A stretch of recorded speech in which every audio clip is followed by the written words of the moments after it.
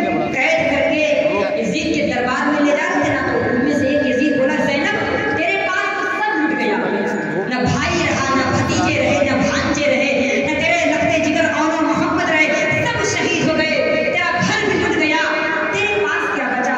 تو اس وقت حضرت زینب نے جو حضرت علی کے انداز میں جو خطبہ دیا تھا نا، اس خطبے کا نچوڑ میں اس 4 مسئلے کو پیش کر رہا ہوں، سماعت فرمائیں کہ حضرت زینب کہنے لگی کہ بدلا نہ ایک حرف الف لام بچ گیا، بدلا نہ ایک حرف الف لام بچ گیا، اللہ کے رسول کا پیغام بچ گیا، کہ بدلا نہ ایک حرف الف لام بچ گیا، اللہ کے رسول کا پیغام بچ گیا۔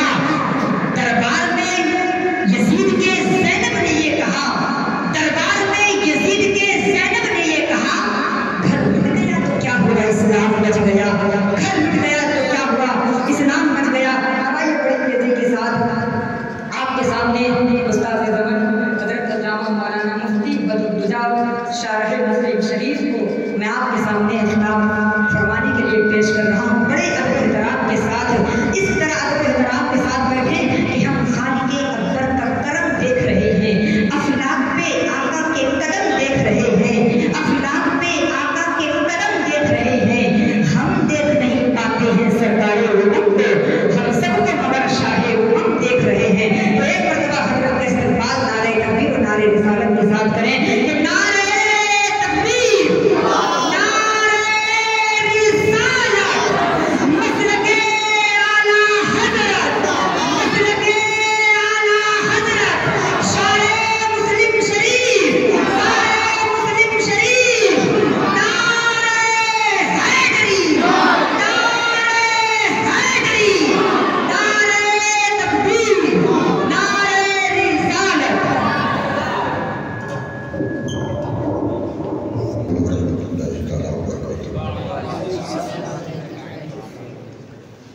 نحمده ونصلي ونسلم على رسوله الكريم اما بعد فاعوذ بالله من الشيطان الرجيم بسم الله الرحمن الرحيم قل لا اسالكم عليه اجرا الا المودة في القربى صدق الله مولانا العظيم وبلغنا رسوله النبي الامين الكريم ونحن على ذلك لمن الشاهدين والشاكرين والحمد لله رب العالمين۔ باوقار اساتذہ کرام، عزیز طلباء اعزام، آئیے ہم اور آپ سب سے پہلے ساری کائنات کے مرکز عقیدت جناب محمد رسول اللہ صلی اللہ علیہ وسلم کی بارگاہ اقدس میں درود پاک کی نظر پیش کرتے ہیں۔ اللہم صلی علی سیدنا و مولانا محمد المعلوم والکرم وآلہ و بارک وسلم صلاۃ و سلام علیہ یا رسول اللہ۔ سب سے پہلے میں آپ جملہ طلباء کرام کو ہدیہ تقریب پیش کرتا ہوں کہ آپ نے اپنے باہمی تعاون اور اشتراک سے ذکر اہل بیت کی مبارک محفل کا اہتمام کیا، جس میں ہمیں اور آپ کو حاضری کی سعادت حاصل ہو رہی ہے۔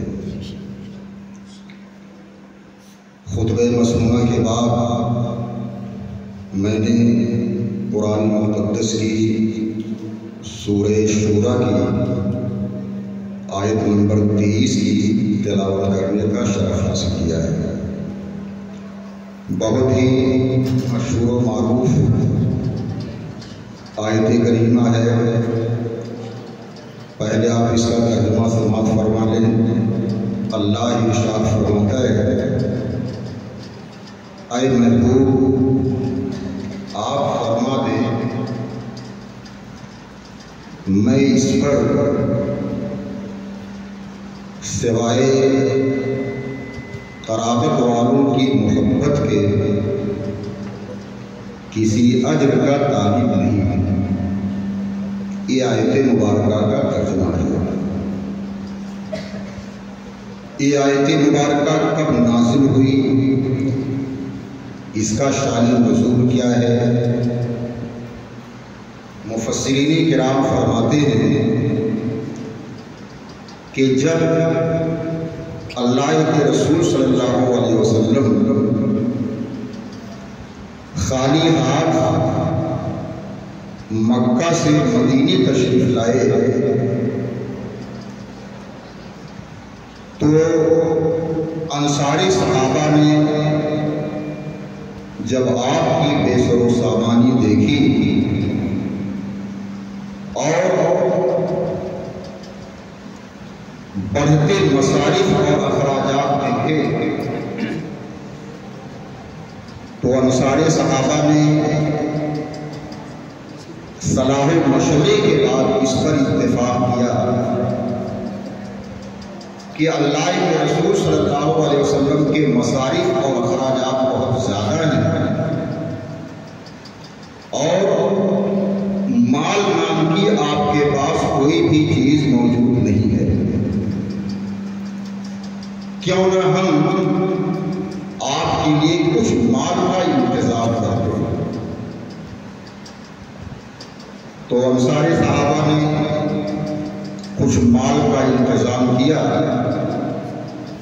اور اسے لے کر بارگاہ رسالت میں حاضر ہوئے،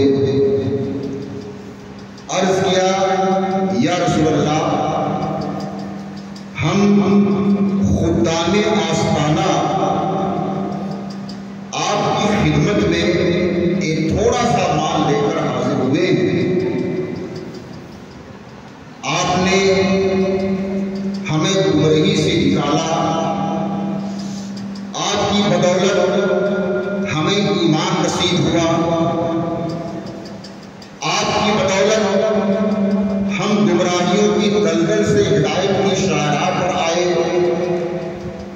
تو یا رسول اللہ ہمیں جو کچھ ملا یہ آپ کی بدولت ملا ہے۔ ہم دیکھ رہے ہیں کہ آپ کے مصارف اور اخراجات بہت زیادہ ہیں، یہ تھوڑا سا مال ہے جسے آپ قبول فرما لیں۔ تو اس وقت یہ آیت مبارکہ نازل ہوئی کہ اے محبوب قل، آپ ان سے فرما دیں لا اسألکم علیہ اجرا الا المودۃ فی القربی، میں اس پر سوائے قرابت والوں کی محبت کے تم سے میں کسی بھی چیز کا طالب نہیں ہوں۔ تو آپ نے وہ مال لینے سے انکار کر دیا، اسے واپس کر دیا، فرمایا میں نے جو کچھ بھی کیا ہے تمہاری ہدایت کے لیے، جو کچھ بھی میری کوششیں رہی ہیں، مجھے اس کے عوض میں، اس کے بدلے میں تم سے مال کی کوئی خواہش نہیں ہے۔ وہ کہ میرے مصارف بہت زیادہ ہیں، اخراجات بہت زیادہ ہیں، اللہ مسبب الاسباب ہے، وہ انتظام کروائے گا، پردے غیب سے مجھے تم سے کچھ نہیں چاہیے۔ ہاں ایک چیز مجھے تم سے چاہیے، صرف ایک چیز کا میں تم سے طلبگار ہوں، ایک چیز تم سے طلب کر رہا ہوں، وہ چیز یہ ہے کہ تم میرے قرابت داروں سے محبت کرو، جو میرے قرابت والے ہیں، جو میری آل ہے، ان سے تم لوگ محبت کرو۔ میں تم سے صرف اسی چیز کا خواہش نہیں ہوں۔ تو اللہ کے رسول صلی اللہ علیہ وسلم نے قرابت والوں کی محبت اپنے صحابہ سے مانگی۔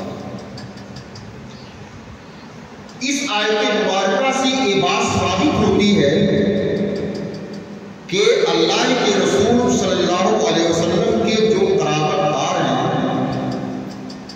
تو ان کی محبت اہل ایمان پر فرض اور واجب ہے۔ یہ آیت مبارکہ اس پر دلیل ہے کہ اہل ایمان پر واجب اور ضروری ہے کہ سرکار علیہ السلام کے جو اہل بیت ہیں،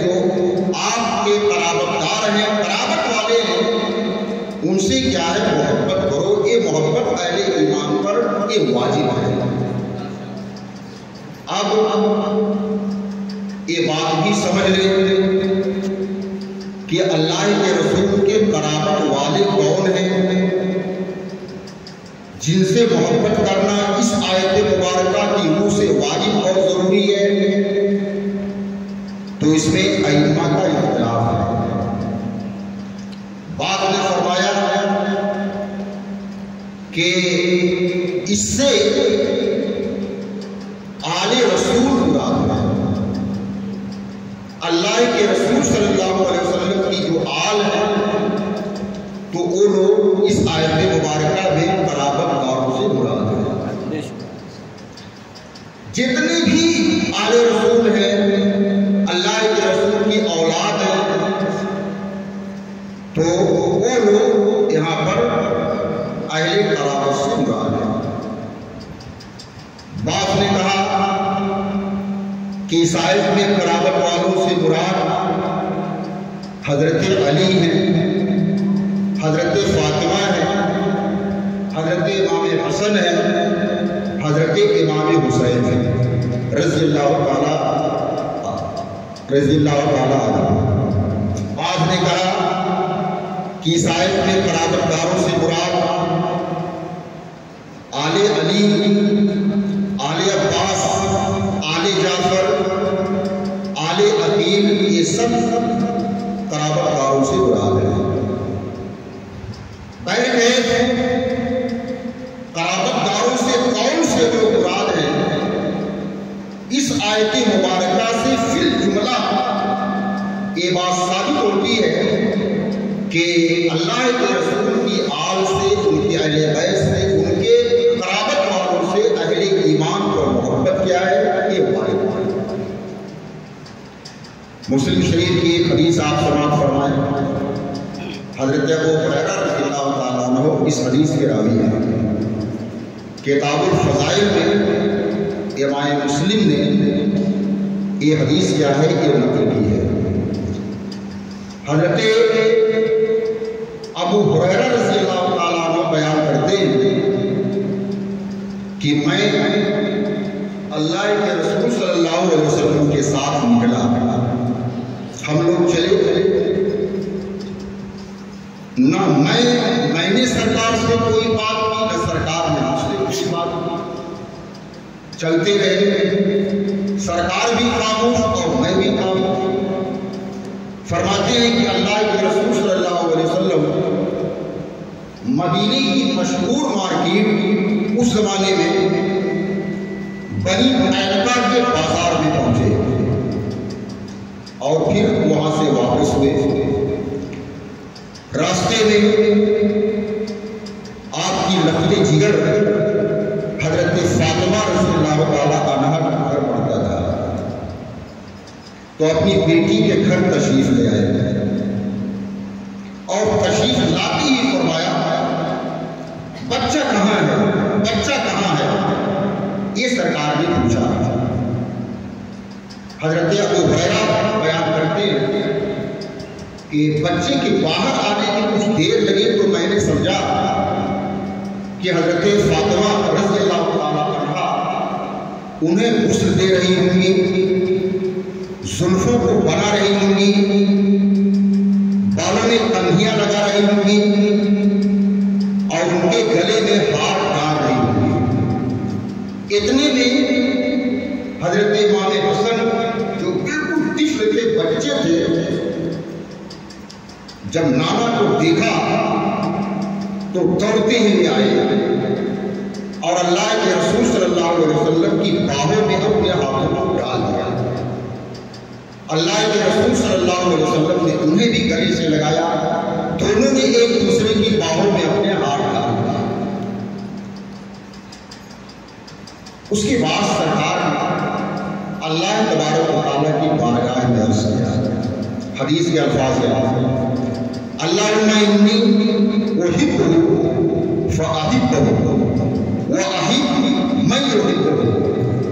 اے پروردگار، میں اپنی اس بیٹے سے محبت کرتا ہوں، پروردگار تو ہی اس سے محبت کرتا ہے۔ اور سرکار نے اسی پر اختصار نہیں کیا، بلکہ فرمایا کہ میرے اس بیٹے سے محبت رکھتا ہے پروردگار اس سے بھی محبت رکھتا ہے۔ دیکھا کہ کس طریقے سے اللہ کے رسول صلی اللہ علیہ وسلم نے بارگاہ الہی میں دعا مانگی کہ پروردگارہ میں اپنے اس لفظ جگر سے محبت کرتا ہوں تو بھی محبت فرما، اور جو اس سے محبت کرتا ہے اس سے بھی پروردگار کو محبت فرما۔ اس حدیث کی روایت فضائل امام حسن و امام حسین کے بیان میں حضرت امام مسلم رحمۃ اللہ تعالی علیہ نے مختلف سندوں سے کی ہے۔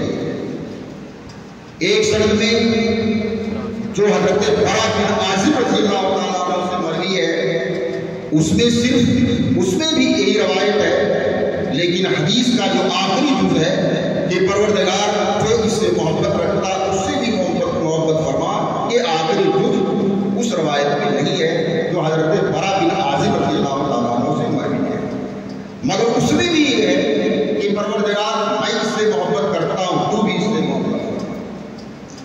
ایک اور حدیث سماعت فرمائے، مشہور صحابی حضرت سلمہ بن اکوع رضی اللہ تعالیٰ عنہ سے یہ حدیث مروی ہے، مسلم شریف جلد ثانی میں یہ بھی حدیث ہے، اسی فضائل حسنین کے باب میں حضرت سلمہ بن اکوع رضی اللہ تعالیٰ عنہ بیان کرتے ہیں کہ میں اس سفید خچر کی نکیل پکڑ کر کھینچ رہا تھا جس پر سرکار بیٹھے ہوئے، اور حسنین کریمین میں سے ایک سرکار کے آگے اور ایک سرکار کے پیچھے بیٹھے ہوئے تھے، سرکار بیچ میں بیٹھے ہوئے تھے۔ وہ سفید خچر تھا، اس کی نکیل میرے ہاتھ میں تھی، میں اسے کھینچ رہا تھا، اور کھینچتے ہوئے اللہ کے رسول صلی اللہ علیہ وسلم کے حجرے تک جاؤ تو دیکھا اس سے اندازہ لگایا جا سکتا ہے کہ بالخصوص حسنین کریمین سے اللہ کے رسول صلی اللہ علیہ وسلم کو کتنی شدید ہوئی اور کس قدر آپ اپنی ان فرزندوں کو عزیز رکھتے ہیں۔ تو فی الجملہ اہل بیت سے محبت کرنا کیا ہے، یہ واجب اور ضروری ہے۔ میں سوچتا ہوں کہ آخر اللہ کے رسول صلی اللہ علیہ وسلم کو بیشتر مواقع پر خان و غدیر قوم کا خطبہ ہو، میدان عرفات ہو، حجۃ الوداع کا خطبہ ہو اور دیگر مواقع ہو، اللہ کے رسول صلی اللہ علیہ وسلم نے حسنین کریمین اور اپنے اہل بیت کی محبت کی امت کو اس قدر تاکید کیوں فرمائی؟ کیا وجہ ہے؟ تو وجہ صاف ہے، اللہ کے رسول صلی اللہ علیہ وسلم کی نظر ماضی پر بھی تھی، حال پر بھی تھی اور مستقبل پر بھی تھی۔ اللہ کے رسول صلی اللہ علیہ وسلم کو بخوبی علم تھا کہ میری یہ جو امت ہے جو میرا کلمہ پڑھتی ہے، میری اتباع کرتی ہے، میرے گن گاتی ہے، میری امت میرے ان فرزندوں کے ساتھ کیا کچھ کرنے والی ہے، اللہ کے رسول صلی اللہ علیہ وسلم کو اس کا بخوبی ہے۔ بے شک اس وجہ سے اللہ کے رسول صحابہ کو اپنی امت کو اس پر متنبع فرما رہے تھے کہ تم پر میرے اہل بیت کی محبت واجب ہے، تم پر لازم ہے کہ ہر حال میں تم میری آل سے، میرے اہل بیت سے، حسنین کریمین سے تم کیا ہے کہ محبت ہو۔ بے شک سبحان اللہ۔ آپ جو اندازہ کر سکتے ہیں قرآن مقدس میں اللہ تبارک و تعالیٰ نے بہت سے مقامات پر اولاد کو تاکید کی کہ وہ والدین کے ساتھ اچھا سلوک کرے، ان کی نافرمانی نہ کرے۔ 18 سے زیادہ مقامات اللہ نے یہ فرمایا، اور اس کے برخلاف اللہ نے والدین کو حکم نہیں دیا کہ تم اولاد کے ساتھ اچھا سلوک کرو۔ کیوں ایسا ہے؟ اس کی وجہ یہ ہے کہ والدین کی جبلت اور طبیعت میں یہ بات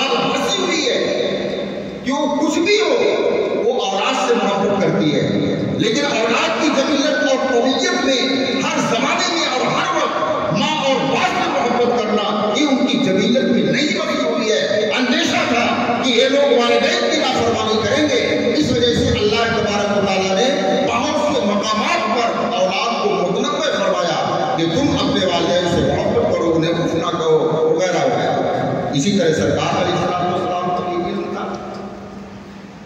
ورنہ آپ دیکھیں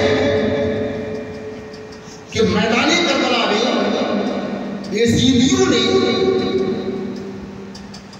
کتنے ظلم اٹھائے، کتنے مظالم اٹھائے.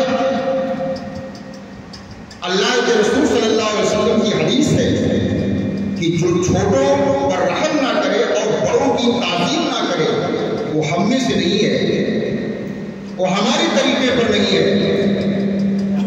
اللہ کے رسول صلی اللہ علیہ وسلم فرماتے ہیں ایک عورت صرف اس وجہ سے بخش دی گئی کہ اس نے ایک پیاسے کتے کو پانی پلا دیا. اس وجہ سے ایک عورت کو اللہ نے بارک بارہ نہیں دیا. میدان کربلا میں کیا ہوا؟ ظالموں نے آپ کو پانی نہیں پینے دیا، آپ کے خیمے میں پانی کا ایک گھڑا نہیں آنے دیا، چھوٹے چھوٹے بچوں کو ذبح کر دیا، شہید کر دیا، اور چھوٹے چھوٹے بچوں کو شہید کر کے اللہ کے رسول کی اس حدیث پر بھی گھوڑے دوڑا دیے. اللہ کے رسول کی حدیث کو بھی روک ڈالا کہ جو چھوٹوں پر رحم نہ کرے وہ ہم میں سے نہیں ہے، اور جو بڑوں کی تعظیم نہ کرے وہ ہم میں سے نہیں ہے. واقعات کربلا میں بہت ہی زیادہ رتب و یابس سے کام لیا گیا ہے. جتنی کتابیں اتنی طرح کی روایت، جتنی کتابیں اتنی طرح کے واقعات. اب ان مختلف طریقوں سے بیان کیے گئے واقعات میں صحیح واقعہ، صحیح روایت کو کھنگالنا، اسے تلاشنا اور اسے نکالنا ایک جوئے شیر لانے سے کم نہیں. لیکن امام حسین رضی اللہ تعالیٰ عنہ نے اپنے نانا کے دین کے تحفظ کے لیے، شرائع اور احکام کے تحفظ کے لیے اپنا سب کچھ گزار کر دیا. سب کچھ کیا ہے کہ مٹا دیا. ایک بات اور میں سوچتا ہوں کہ یزید کی بیعت سے حضرت امام حسین نے انکار کر دیا. یہ بہت علمی مسئلہ ہے اور اس مسئلے کو میں آپ کے سامنے کیا بیان کروں. کچھ بہت سے طفل دکھائی دے گئے، ان کے پلے ہی یہ بات نہیں پڑے گی، یہ تحقیق نہیں پڑے گی. بہت سے صحابہ نے بیعت کر لیا یزید کی، اکثر صحابہ نے 99% صحابہ یزید کی بیعت کر لیا. امام حسین نے نہیں بیعت کی. حضرت ابن زبیر نے بھی بیعت کی، کیونکہ حضرت امام حسین رضی اللہ تعالیٰ عنہ بھی مجتہد تھے، صحابہ بھی مجتہد تھے. جن صحابہ نے بیعت کی انہوں نے اپنے اجتہاد سے یہ دعویٰ کیا کہ یزید کو بھی فاسق اور فاجر ہے مگر اس کی بیعت درست ہے، بیعت کر لی انہوں نے. حضرت امام حسین رضی اللہ تعالیٰ عنہ نے اپنے اجتہاد سے یہ دعویٰ کیا کہ یزید کی بیعت صحیح نہیں ہے، یزید کی خلافت بھی صحیح نہیں ہے. حضرت امام حسین نے اپنے اجتہاد سے یہ دعویٰ کیا، اس پر یقین کیا کہ یزید کی خلافت نہیں صحیح ہے، کیونکہ حضرت امام حسن رضی اللہ تعالیٰ عنہ سے حضرت امیر معاویہ رضی اللہ تعالیٰ عنہ سے جن شرائط پر صلح ہوئی تھی ان میں ایک شرط یہ بھی تھی جسے حضرت امیر معاویہ رضی اللہ تعالیٰ عنہ نے تسلیم کیا تھا، اس پر دستخط کیے تھے. وہ شرط یہ تھی کہ آپ اپنے بعد اپنی اولاد میں کسی کو خلیفہ منتخب نہیں کریں گے، کسی کو آپ اپنے بعد اپنا ولی عہد اور جانشین نہیں چنیں گے. یہ کام آپ شورا پر چھوڑ دیں گے، امت پر چھوڑ دیں گے. امت جس کو چاہے کہ خلیفہ منتخب کر لے. ایک شرط یہ تھی. تو اس شرط پر عمل نہیں ہوا، تو اس شرط کی روح سے یزید کی خلافت اول دن سے ہی صحیح نہیں تھی.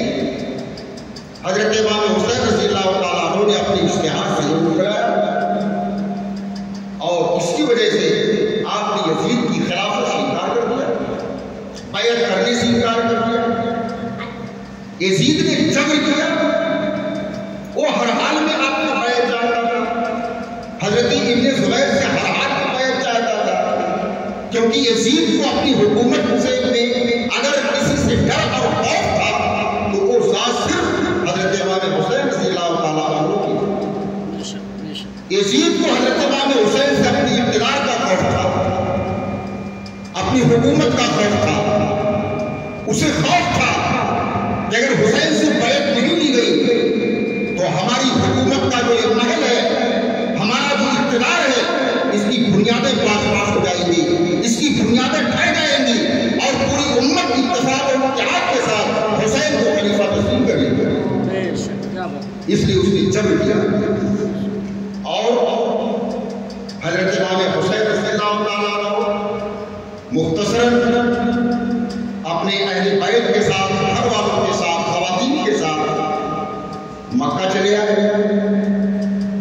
मक्का में ये कूफियों के बहुत से खुतूत आए, पूरा थैला कूफियों के खुतूत से भर गया कि आप यहाँ आइए, हम आपसे अहले वफ़ा मांगते हैं, हम यजीद की बैत से इनकार कर चुके हैं, अगर आप नहीं आएंगे और हम बैत कर लिए तो कल क़यामत के दिन जब रब्बुल ज़ुलजलाल बात पूछ करेगा तो हम कह देंगे कि हुसैन नहीं आए तो हमने मजबूरन यजीद की बैत कर दी।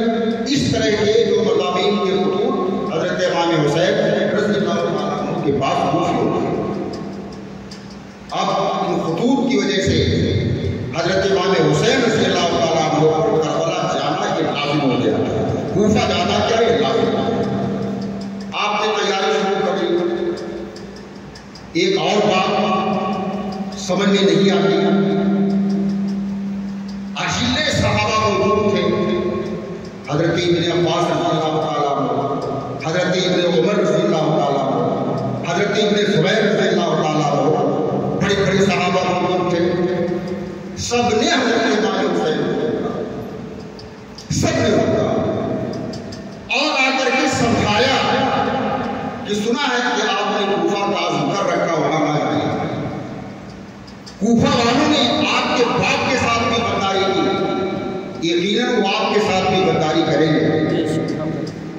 उनकी ज़बानें तो आपके साथ हैं, लेकिन उनकी तलवारें बनु उमैया का साथ देंगी। लिहाजा आप न जाएं, कूफा न जाएं, कहीं भी चले जाएं, मक्का ही में रहें या कहीं भी चले जाएं, मगर आप कूफा न जाएं। सबने समझाया, लेकिन हज़रत इमाम हुसैन रज़ियल्लाहु ताला अन्हु बैठे अपनी इरादे पर कायम रहे कि मैं कूफा जाऊंगा। खुतूत लिखे हैं, उन्होंने अहद वफ़ा बांधा है, वो वफ़ादारी करेंगे, मैं जाऊंगा। आखिर में हज़रत इब्ने अब्बास रज़ियल्लाहु ताला अन्हु आए, कहा कि भाई अगर आप ज़्यादा ज़रूरी समझते हैं तो खुद चले जाइए, अहले हरम को अपने साथ ना ले जाएं, ख़वातीन को अपने साथ ना ले जाएं, शहज़ादियों को अपने साथ ना ले जाएं, छोटे बच्चों को अपने साथ ना ले जाएं।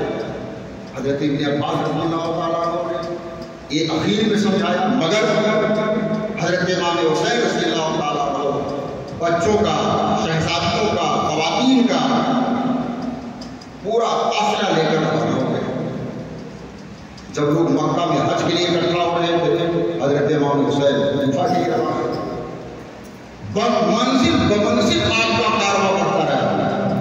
1 महीना का कूफा पहुंचने में, करबला पहुंचने में करीब 1 माह का वक्फा हो गया, लग गया। हर मंजिल पर कूफा से आने वाले लोग आपसे मिलते थे, आपको समझाते थे कि आप कूफा ना जाना, कूफा जाना आपके लिए ठीक नहीं है। हर मंजिल पर जो भी मिला उसने आपसे यही बात कही, हत्ता कि एक मंजिल को आई जब आपको हज़रत मुस्लिम बिन अकील के कत्ल की भी खबर मिली, वो शहीद कर दिया मुस्लिम ने, वहां से भी वापस हो जाते। मगर इसका इल्म होने के बावजूद कि वो शहीद कर दिए गए, इब्ने ज़ियाद ने बड़ी बेहतर के साथ उनको मार डाला है, फिर भी नहीं वापस आए।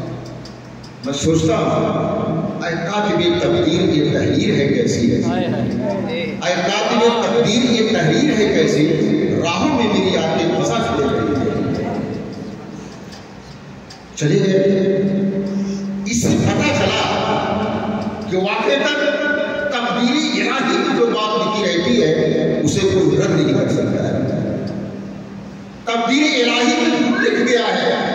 ہو کر رہے گا، اسے کوئی ٹال نہیں سکتا ہے۔ تو تقدیر الہی ہے جو حضرت امام حسین رضی اللہ تعالیٰ عنہ کو کربلا میں پہنچا دیا۔ اب میں واقعی کی تفصیل میں جانا نہیں چاہتا، بہت سی باتیں ہوئی امیر کے ساتھ سے، مصالحت نہیں ہو پائی، اور حضرت امام حسین رضی اللہ تعالیٰ عنہ کے جتنے بھی جانشین تھے سب ایک ایک کر کے شہید ہو گئے، سب شہید ہو گئے، اور اب صرف آپ کے خاندان کے لوگ باقی رہ گئے۔ راوی کا بیان ہے کہ سب سے پہلے آلے رسول میں حضرت علی اکبر رضی اللہ تعالیٰ عنہ میدان کارزار میں، حضرت امام حسین رضی اللہ تعالیٰ عنہ کے بڑے صاحبزادے میدان میں آئے، وہ حملے کر رہے تھے اور یہ رچ پڑھ رہے تھے، میں حسین بن علی رب کعبہ کی قسم اللہ کے رسول صلی اللہ علیہ وسلم سے ہم قریب کریں، واللہ میں بصرہ ابن سمیہ کے حکم کو کبھی تسلیم نہیں کروں گا۔ بصرہ ابن سمیہ کے سامنے ہم کبھی بھی اپنا سر جاگے نہیں جھکائیں گے۔ مرہ بن مبین عبدی یہ آگے بڑھا اور حضرت علی اکبر رضی اللہ تعالیٰ عنہ کے سر پر اس نے فرشی ماری، آپ زمین پر گر پڑے، اور پھر کوفیوں نے ہر جہاد جانب سے آپ کو کیا اور تلواروں سے آپ کے جسم اطہر کے ٹکڑے ٹکڑے کر ڈالے۔ حضرت امام حسین رضی اللہ تعالیٰ عنہ خیمے سے بھاگتے ہوئے آئے، حضرت زینب نے دیکھا کہ جب علی اکبر ٹکڑے ٹکڑے ہو گیا ہے وہ خیمے سے بھاگتے ہوئے آئے۔ حمید بن مسلم جو جذب راوی ہے، آنکھوں دیتا اس نے رکوع کی ہے، اس نے کہا کہ جب علی اکبر کے جسم کے ٹکڑے ٹکڑے ہو گئے تو خیمے سے ایک بیوی باہر آئی، اتنی حسین کہ خدا کی قسم آہوائے صحرائی سے بھی زیادہ حسین لگ رہی تھی۔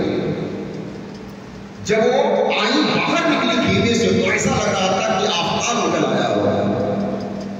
وہ آئی اور حضرت علی اکبر کی لاش پر گر گئی۔ اے بھیا، اے میرے بھتیجے، حضرت امام حسین رضی اللہ تعالیٰ عنہ نے ان کا ہاتھ پکڑا، خیمے تک لے گئے، خیمے کے اندر کیے، اور خیمے میں جو شہزادے تھے ان کو ساتھ لے کر کے آئے۔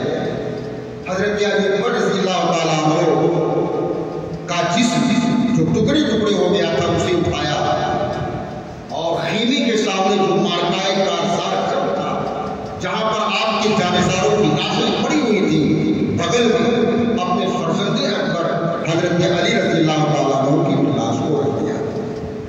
اس طرح حضرت علی اکبر رضی اللہ تعالیٰ عنہ کی شہادت ہوئی۔ یہ رنگ و یابس سے خالی اور ایک تقریباً مستند روایت ہے جو میں آپ سے بیان کر رہا ہوں، کھنگال اور چھان کر کے۔ حمید بن مسلم کا بیان ہے کہ میں نے اپنی آنکھوں سے دیکھا کہ خیمے حسینی سے ایک بچہ باہر نکلا، اس کے ہاتھ میں تلوار تھی اور اس پر خوف چھایا ہوا تھا، اس کے ہاتھ میں، اس کے گلے میں ایک کرتا لٹک رہا تھا اور کمر کے نیچے کو ایک پائجامہ باندھے ہوئے تھا۔ میں نے اپنی آنکھوں سے دیکھا اس کے پیر، اس کی نالین میں ایک پیر کے جوتے کا تسمہ ٹوٹا ہوا تھا۔ وہ بچہ تلوار لے کر باہر آیا۔ عمرو بن سعید ازدی نے کہا کہ واللہ میں اسے ضرور قتل کروں گا۔ حمید بن مسلم نے کہا کہ انصار حسین کو جب تم نے گھیر لیا اور سب کو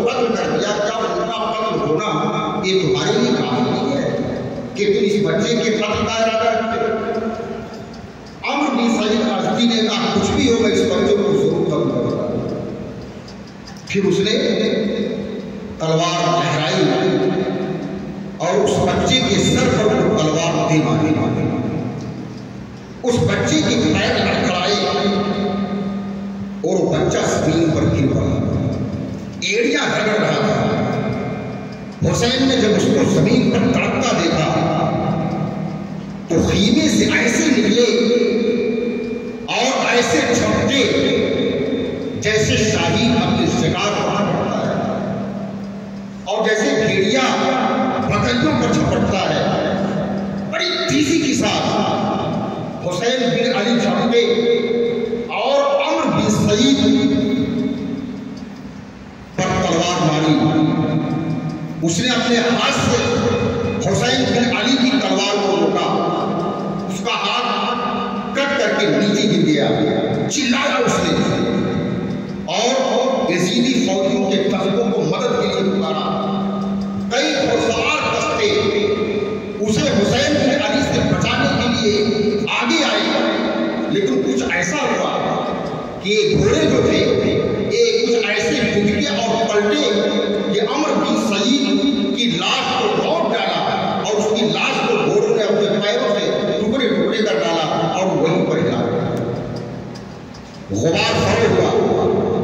حمید بن مصری کہتا ہے کہ میں نے اپنی آنکھوں سے دیکھا کہ حسین بن علی اس بچے کے سرہانے کھڑے ہیں اور کہہ رہے ہیں کہ بیٹے اللہ ان لوگوں سے انتقام لے گا جنہوں نے تمہیں قتل کیا، تمہاری جدی بزرگوار قیامت کے دن تمہارے خون کا مطالبہ کریں گے۔ آپ نے فرمایا کہ فرزند تم نے چچا کو بلایا اور چچا میرے منہ سے کام نہ آیا، وقت پر نہیں پہنچا اور پہنچ بھی جاتا تو کیا ہوتا، وہ تیری مدد سے قاصر ہے۔ بیٹے آج تیرے چچا کے دشمن زیادہ ہیں اور مددگار بہت کم لوگ رہ گئے ہیں۔ حمید بن مسلم جسٹ ایک ہی بات کہتا ہے کہ حسین بن علی نے اس بچے کو اپنی گود میں اٹھایا اور خیمے کی طرف لے کر چلے۔ میں نے دیکھا کہ اس بچے کے پیر زمین سے کیا ہے یہ لٹک رہے تھے، کھسک رہے تھے اور حسین بن علی اس بچے کو لے کر خیمے کی طرف بڑھ رہے لے کے گئے اور اپنے فرزند علی اکبر کے بغل میں اس بچے کو اٹھایا لٹایا۔ میں نے فوجیوں سے پوچھا یہ آخر کون سا بچہ ہے؟ حسین بن علی کو تو اس سے بہت زیادہ محبت معلوم ہو رہی ہے، کون ہے یہ بچہ؟ تو ایک فوجی نے بتایا ایک یزیدی نے، یہ حسین کے بڑے بھائی حسن کا بیٹا ہے، اس کا نام عباس ہے۔ دیکھا راوی نے بیان واقعہ میں طفل سے تعبیر کیا ہے، بچے سے تعبیر کیا ہے۔ ایک اور بچے کی بات بتاؤ، لوگ کہتے ہیں کہ امام حسین کا بڑا جنگ کے لیے گئے، لڑائی کے لیے گئے۔ میں کہتا ہوں کسی جنگ میں بچوں کو لے جایا جاتا ہے، شیرخواروں کو لے جایا جاتا ہے، کوئی بتا نہیں سکتا ہے کہ جنگ میں دودھ پیتے بچوں کو بھی لے جایا جاتا ہے، نابالغ بچوں کو بھی لے جایا جاتا ہے، عورتوں کو بھی جنگ میں لے جایا جاتا ہے۔ حضرت امام حسین کو اپنے ساتھ بچوں کو بھی لے کر گئے، عورتوں کو بھی لے کر گئے، جوانوں کو بھی لے کر گئے، سب کو لے کے گئے۔ یہ اس پر دلیل ہے کہ حضرت امام حسین رضی اللہ تعالیٰ عنہ کربلا میں یزیدی فوج سے ٹکرانے کے لیے، جنگ کرنے کے لیے نہیں گئے تھے، بلکہ اپنے نانا کے دین کے تحفظ کے لیے گئے تھے، قرآن کے تحفظ کے لیے گئے تھے اور یہ ثابت کرنے کے لیے گئے تھے کہ یزید فاسق اور فاجر ہے، اس کی اطاعت اور فرمانبرداری کسی بھی طرح سے نہیں کی جا سکتی ہے، جان دی جا سکتی ہے لیکن اس کے ہاتھ پر اپنا ہاتھ کیا نہیں رکھا جا سکتا اور یہ ثابت کر دیا۔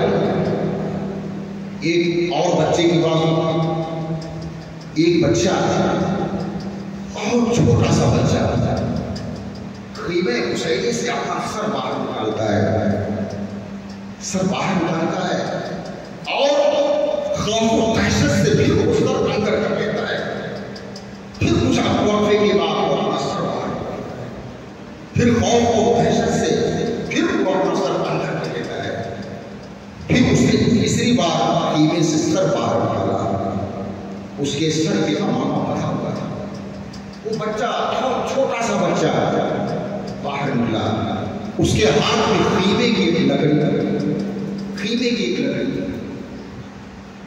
حانی ازدی نے کہا کہ یزیدی فوج کے 10 سواروں پر مشتمل گھوڑ سوار دستے تھے۔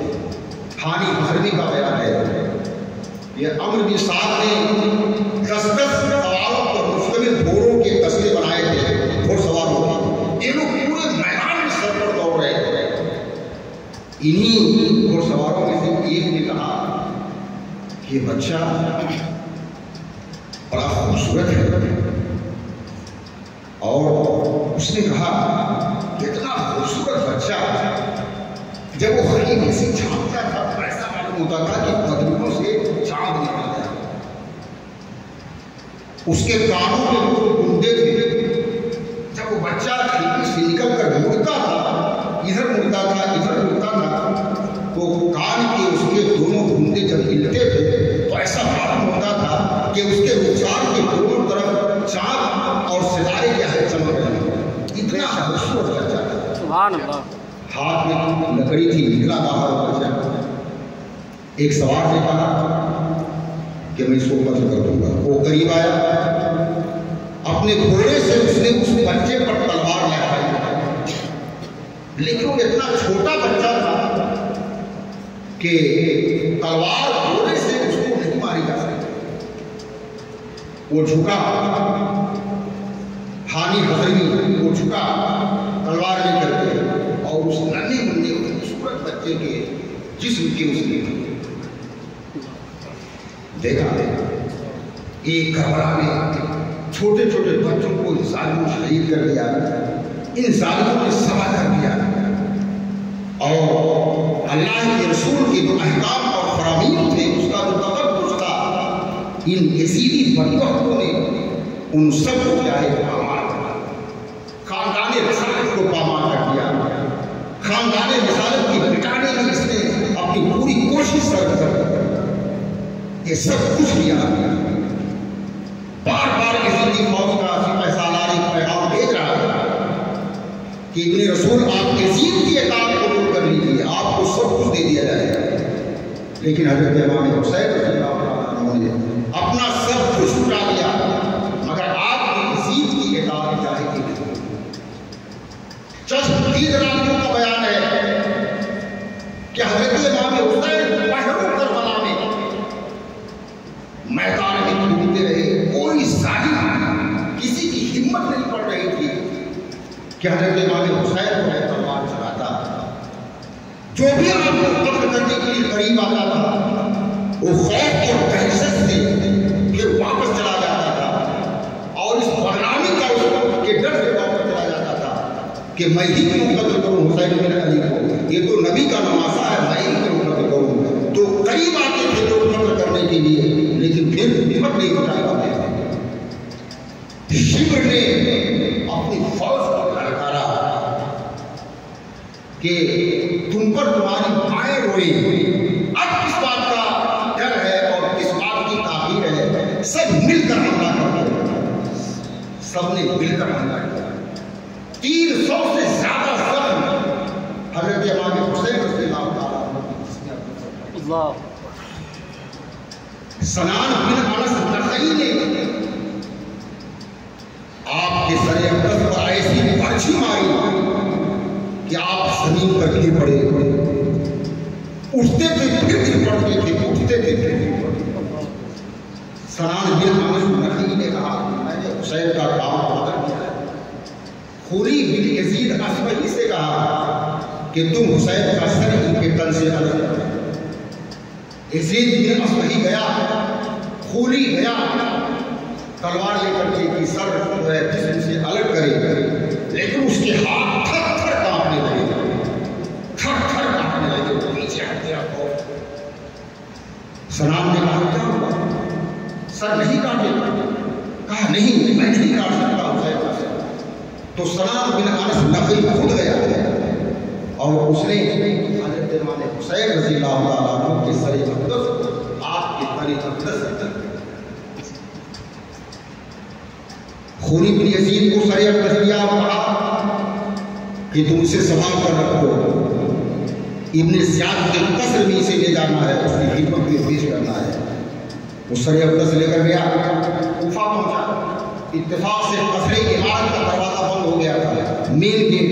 وہ سر لے کر کے اپنے گھر چلا گیا اور ایک کمرے میں ایک لگن میں اس نے اس سر کو رکھا اور ایک برتن سے اس کو ڈھک دیا. خونی کی ایک جو ہے قبیلے سات سے بڑی سات سے تعلق رکھتی تھی, ایک حضرمی عورت اس کی جو تھی اس کا نوار تھا. اور آج کی رات اسی کے ساتھ خونی کے رات اتارنے کی باری تھی. جب نوار اس کے بستر پر پہنچی تو اس نے خونی نے کہا کہ تمہارے لیے آج بہت قیمتی سامان لے کر آیا. اس نے کہا کیا لے کر آیا؟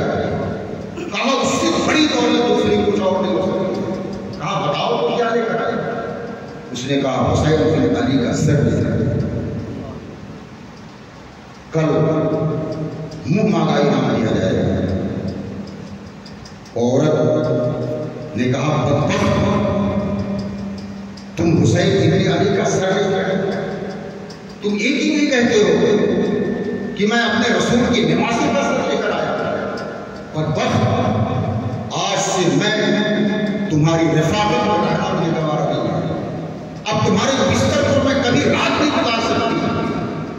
وہ فوراً وہاں سے ہٹی اور اس کمرے کو پہنچی جہاں حضرت امام حسین رضی اللہ تعالیٰ عنہ سر اقدس کرتا تھا.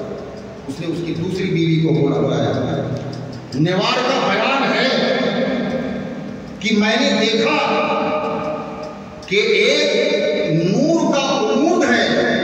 وہ آنکھوں کی بات بیان کرتی ہے کہ میں نے دیکھا کہ ایک نور کا عمود ہے, ایک نور کا سلسلہ ہے جو آسمان سے نکلا ہے اور امام حسین کے سر اقدس تک وہ نور کا سلسلہ عمود پہنچا ہوا ہے. نور کی ایک دھار ہے جو زمین سے لے کر کے آسمان سے جائے نظر آتا ہے.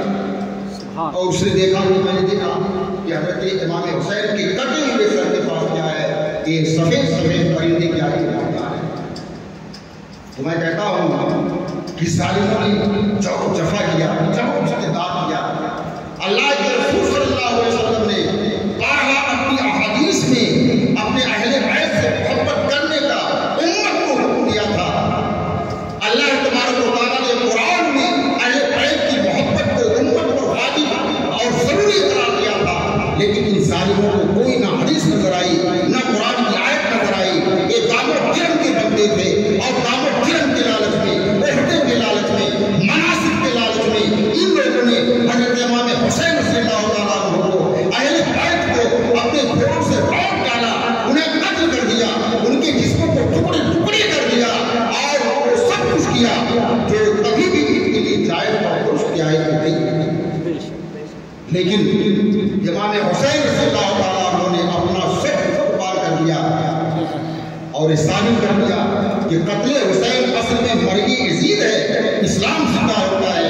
ہر کربلا کے بعد یزید کی باطل پرستیاں مٹ گئی لیکن وہ چراغ ہدایت کو نہیں بجھا سکا. انشاءاللہ تبارک و تعالیٰ قیامت تک آنے والی امت مسلمہ کی نسل